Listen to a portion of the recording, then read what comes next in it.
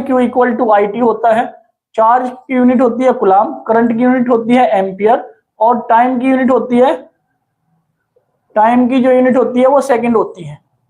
Time की unit क्या होती है बेटा? सेकंड।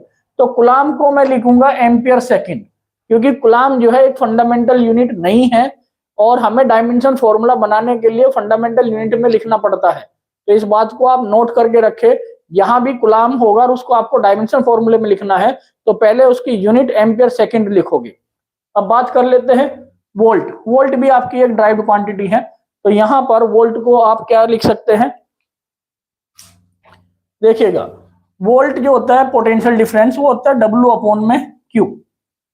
पोटेंशियल डिफरेंस आपने चैप्टर जब स्टार्ट किया था सेकंड, फर्स्ट डे मैंने आपको बताया था कि पोटेंशियल डिफरेंस क्या होता है।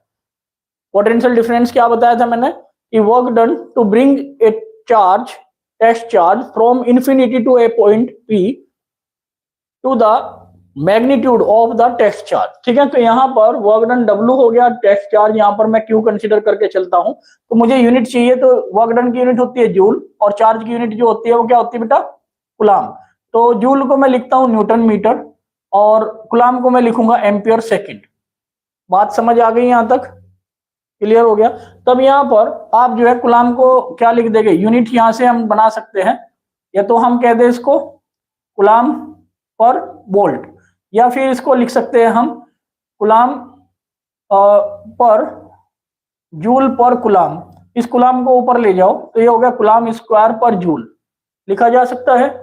अब यहाँ पर कूलाम को मैं लिखूंगा एम्पियर स्क्वायर सेकंड स्क्वायर, और जूल को मैं लिख दूंगा न्यूटन मीटर। यहाँ तक बात समझ आ गई? कोई कंफ्यूजन? अब आप यहाँ पर ध्यान दीजिएगा बेटा, ये जो मैंने लिखा है एम्पियर स्क्वायर सेकंड स्क्वायर पर न्यूटन मीटर, या मैंने ये जो लिखा है कूलाम स्क्वायर पर जूल, या मैंने जो यहाँ पर ये लिखा है कूलाम पर वोल्ट, तो ये जो तीनों ही टर्म है, इन तीनों ही टर्म को मैं फेरड के नाम से जानता हूं। इस नाम से जानता हूं, farad. Farad is the unit of capacitance of capacitor. Clear हुआ? Are you getting my point? तो ध्यान से नोट कीजिएगा, फेरड होती है बेटा कैपेसिटेंस ऑफ कैपेसिटर की यूनिट।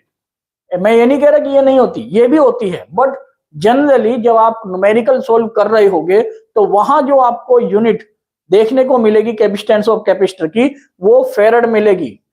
जितने भी क्वेश्चंस आपको कैपेसिटर के मिलने वाले हैं उनमें जो यूनिट मिलेगी वो फेरड मिलेगी बेटा, या फिर कूलाम पर वोल्ट आप लिख सकते हैं। समझ आ गई बात? इसके बाद यहां से हम बात करेंगे डायमेंशन फॉर्मूले की। तो डायमेंशन फॉर्मूला यहां से निकालेंगे। देखिए एम्पियर को हम क्या लिखेंगे? ए। एम्पियर को क्या लिखेंगे? ए, तो ए स्क्वायर। सेकंड का लिखते हैं टी, तो टी स्क्वायर अपॉन न्यूटन को लिखते हैं एम एल टी की पावर -2। क्या? एम एल टी की पावर -2। और मीटर को क्या लिखते हैं? एल। तब यहां से हम इसको क्या लिख सकते हैं?